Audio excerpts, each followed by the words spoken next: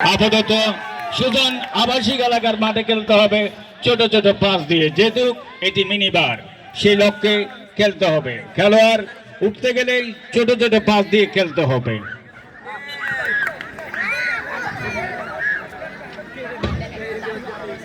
যাই হোক, খেলার শুরুতেই আরেকটি বিষয় আমি লক্ষ্য করলাম, আমরা সবাই কিন্তু বাংলাদেশি, সেটা আপনারা জানেন। বর্তমান বাংলাদেশের জনসংখ্যা প্রায় 18 কোটির উপরে।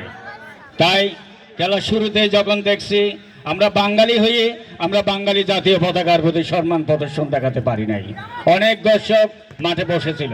তাই অনুরোধ জানাবো, পরবর্তী সময়ে যেখানে যান, যখন বাংলাদেশের জাতীয় সঙ্গীত পরিবেশন হবে অবশ্যই দাঁড়িয়ে সেই জাতীয় পতাকার প্রতি সম্মান প্রদর্শন করবেন। ধন্যবাদ। আজকের এই খেলা দেখার জন্য দূর দূরান্ত থেকে অনেক দর্শক সমাগম উপস্থিত হয়েছেন, পাশাপাশি অতিথিবৃন্দরা আজকের এই খেলা দেখছেন, তাদেরকে জানাই ধারাভাষ্যের পক্ষ থেকে অসংখ্য অসংখ্য ধন্যবাদ, মোবারকবাদ। ব্যাকপাস উঁচু করে কিট করলেন, সে কিট করলেই কি হবে, বল কিন্তু গোল পোস্টের অনেক অনেক বাইরে। গোল কিট, গোলরক্ষক উঁচু করে কিট করলেন, বিপদের সম্ভাবনা, রেফারির বাঁশি এবং ফাউলের নির্দেশ প্রতিপক্ষ দলের কাকড়া ফুটবল একাডেমির একজন খেলোয়াড়কে অবৈধভাবে ধাক্কা দেওয়ার কারণে রেফারি ফাউলের নির্দেশ দিলেন।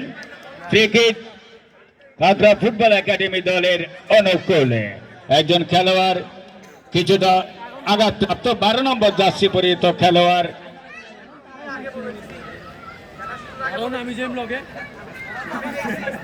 যাই হোক,